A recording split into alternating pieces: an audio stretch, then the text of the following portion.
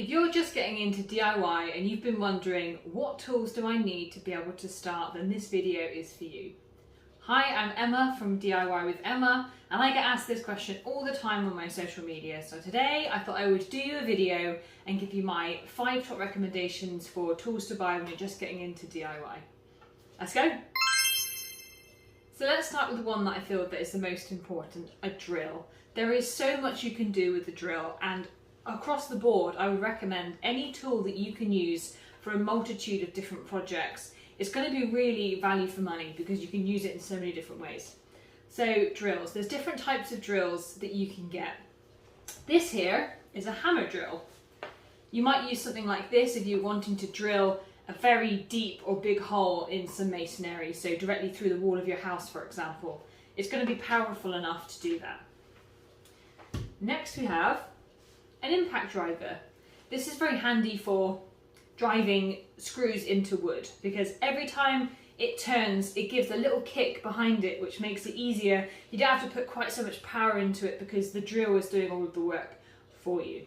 Now you couldn't drill through a wall with this in the same way you could with a hammer drill because they do different jobs. That's why the drill that I do recommend is a combi drill. Now you can do both with this. You could drill into wood, as you can see here with this bit. You could also drive screws into wood, like you can with the impact driver, although this obviously does a better job. You can also drill into masonry with this, as it has a hammer function. Let's see if I can get that close enough for you to see. So if you're just starting out and you don't want to have to foot an expense with 3 different drills to do 3 different jobs, your best bet is going to be a combi drill. This is what I recommend. And I have this particular brand. There we go. I mean, you probably can't even see that because it's covered in muck. So that's my first recommendation, is a drill. You're going to be able to use that for so many different things. If you're hanging up shelves, if you're making picture frames. My second recommendation is going to be a standard hammer. Now you can pick up a hammer very cheaply. I think this cost me a few pounds, and it's just something that seems to come in handy all the time. So if you're putting nails into something, it's also handy if you've put a nail into wood that you want to take back out, because you can use this end to take it back out. It's also really handy for things like if you put up a picture and it's in the wrong place, you've then got a plug in the wall. You can put a screw into that and use the hammer to help you pull out the plug. Handy for so many things, going to be very inexpensive. That's recommendation number 2. Recommendation number 3 is a tape measure. Again, something that you can pick up fairly inexpensively and it's going to be useful across a multitude of different DIY jobs.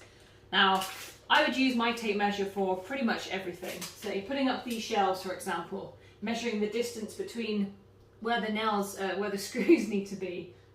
Or when I screw the handles onto my cupboard doors, I want to make sure that they're all the same distance from the top so that they're equal. Another really useful and essential item for your first toolbox. Recommendation number 4 is going to be a level measure. Now, I apologise for the absolute state that mine's in. As you can tell, I have been using it. Typically, I would recommend, if you're looking to try and find the straight line of, say, a picture frame that you're hanging, it can be a lot easier to use a laser level. That's what this is. But these can be more expensive. If you're looking for something that is budget to help you get into DIY, a level measure is going to be much more suitable for you. And then if you do lots more DIY and you absolutely love it, perhaps you can pick up a laser level later on. This is really useful for hanging pictures, hanging shelves. Let's see if this is level. It's not very level. Bad example. Let's see if this is level. Also not very level, but they're very useful for making sure things are level if you have actually decided to make them level. Obviously, it's not something that I seem to care about that much. Recommendation number 4. And recommendation number 5 is a sander. Now, you can pick up basic sanding pads and you can sand things by hand, which is totally fine to do if you're working to a budget or you're not sure if you quite like DIY yet and you want to test it out. But if you're able to pick up an electric sander, it's going to help you with so many different jobs. For example, if you're someone who quite likes to upcycle furniture, this will make sanding down the furniture so much faster, and I think therefore worth the investment. Now this is a palm sander, which is the one that I prefer, which has this circular pad that goes around, and every time that it does, it slightly shifts position. What that means is that you don't get all those squiggly lines on furniture. That can happen with this type of sander. This is a sheet sander, and it goes forwards and backwards and round, and when it does, that's what causes those little circles. This is also not a bad item to have. It's likely to be more cheaper than the palm sander, but if you're able to, this gives a better finish because it doesn't leave the little lines. There's another option for sanding, a sheet sander. And finally, or you can get a belt sander. As you can see, this one has a long piece of sandpaper that goes around this belt.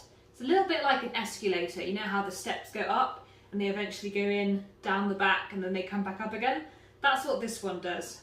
This can be quite useful if you are wanting to sand something a bit more abrasively, like it's a lot faster, it will sand something down a lot quicker, but it is quite harsh. So if you're just looking to sand down some delicate furniture, you're going to want something a little bit more like this. Oof. As you can imagine, a palm sander and a drill are both electronic tools, so they're going to be a little bit more expensive than some of the handheld tools. Some cheaper options, instead of a drill, a screwdriver. There will be some things that you won't be able to do with a screwdriver that you can do with a drill. On the sanding, you can have a sanding block like this and a piece of sandpaper.